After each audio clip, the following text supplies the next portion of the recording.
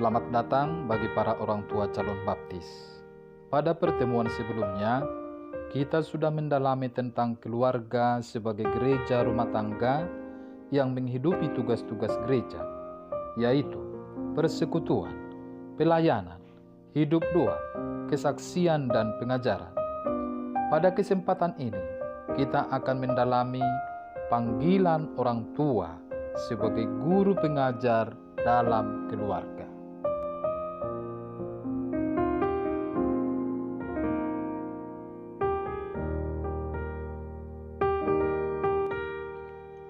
Salah satu tugas panggilan orang tua yang bertolak dari Tridharma adalah sebagai nabi atau guru pengajar. Orang tua sebagai guru memiliki kewajiban untuk mendidik anak-anak mereka, baik pendidikan kemanusiaan maupun hidup iman. Orang tua tentu harus menanamkan nilai-nilai yang luhur dalam keluarga. Tugas perutusan sebagai guru sangat penting disikapi orang tua, sebab menentukan sifat, karakter, perilaku, dan masa depan anak. Orang tua sangat penting menyadari tugas dan tanggung jawabnya ini, karena tantangan zaman sekarang yang semakin deras dan bisa mempengaruhi pandangan, pengetahuan, dan keyakinan anak. Dalam hal inilah, gereja berusaha menyadarkan kembali para orang tua akan tugas dan tanggung jawabnya sebagai guru pengajar dan pendidik yang pertama dan utama dalam keluarga. Kita sudah sering mendengar kata guru. Pertanyaan refleksi untuk kita. Apa yang muncul dalam benak kita pada saat kita mendengar kata guru? Sejauh yang kita ketahui, apa juga tugas-tugas seorang guru?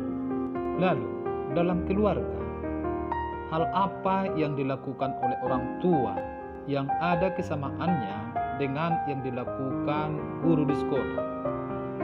Barangkali nanti Bapak Ibu dalam tatap muka bisa memberikan contoh-contoh apa yang kita lakukan sebagai guru di keluarga kita masing-masing.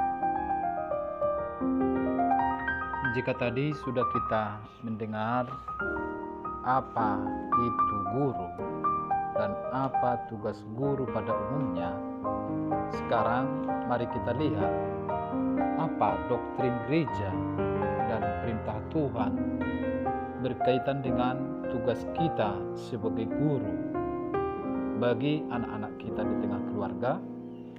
Yang pertama, mari kita lihat pandangan Gaudium et Spes Art 3 yang berkata bahwa orang tua bertanggung jawab mendidik anak-anak mereka di tengah keluarga. Orang tua merupakan pendidik yang pertama dan utama, paling penting bagi anak-anak. Orang tua terikat kewajiban untuk mendidik anak dengan baik. Inilah satu ajaran gereja yang dituliskan dalam Gaudium et Spes Art 3 tentang panggilan kita sebagai guru. Kemudian ditambahkan lagi ajaran gereja yang dirumuskan dalam KHK nomor 1136 yang berkata, orang tua merupakan kewajiban sangat besar dan hak primer untuk sekuat tenaga mengusahakan pendidikan anak, baik fisik, sosial, dan kultural, maupun moral dan religius. Kitab Hukum Gereja nomor 1136. Lalu masih ada ajaran gereja yang kita temukan dalam Katekismus Gereja Katolik nomor 2228 yang berkata bahwa wujud pendidikan itu menyangkut pemenuhan kebutuhan jasmani, terlebih kebutuhan rohani bagi anak-anak. Yang terakhir adalah dokumen Familiaris Consortio Art 37 yang berkata bahwa orang tua harus penuh dengan kepercayaan dan keberanian membina anak-anaknya mengamalkan nilai-nilai hakiki manusiawi, mengajarkan bahwa manusia lebih bernilai karena kenyataan dirinya sendiri daripada karena apa yang dimilikinya. FC nomor 37. Inilah beberapa ajaran gereja tentang panggilan kita sebagai guru di tengah keluarga masing-masing.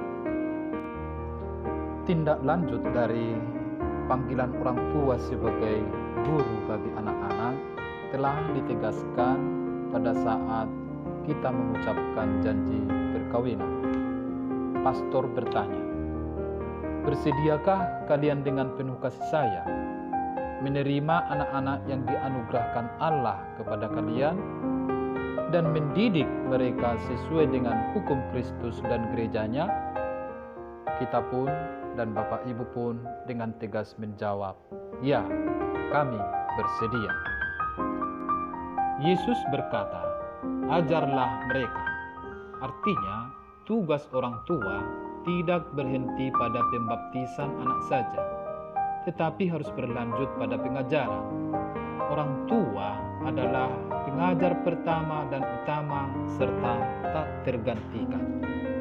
Untuk mewujudkan panggilan kita sebagai guru di tengah keluarga, ada pendidikan dasar yang perlu kita perhatikan. Yang pertama adalah pendidikan fisik, kedua pendidikan mental, ketiga pendidikan intelektual, keempat pendidikan sosial, kelima pendidikan iman, dan yang terakhir adalah pendidikan kemanusiaan.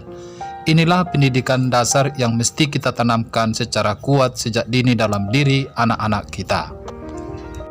Sedangkan kebiasaan atau habitus yang perlu kita ciptakan dalam keluarga kita adalah kebiasaan minta maaf ketika kita salah, lalu permisi, membiasakan anak-anak kita minta izin atau memberitahukan kemana dia pergi, lalu membiasakan diri mengucapkan terima kasih dan minta tolong ketika ada sesuatu yang dibutuhkan untuk diambilkan oleh orang tua atau kakak atau abang atau adik.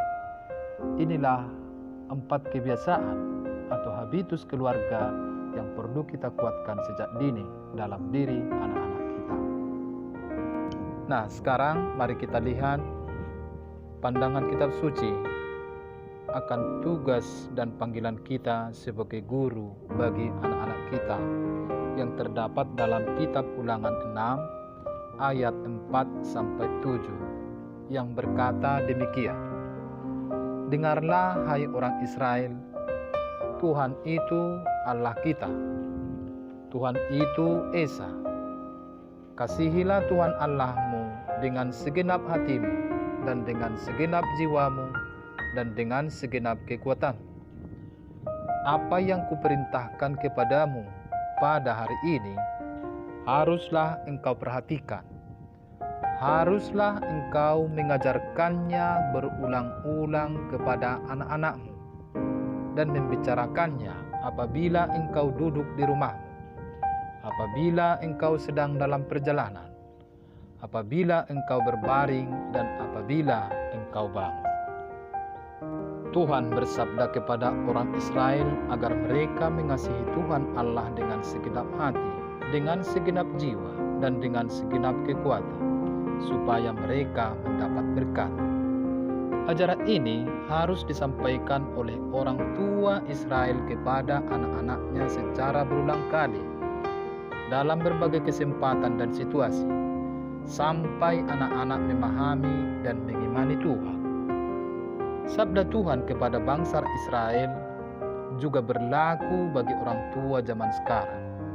Orang tua bertanggung jawab untuk mengajarkan iman kepada anak-anaknya, agar anak mengasihi Tuhan dengan segenap hati.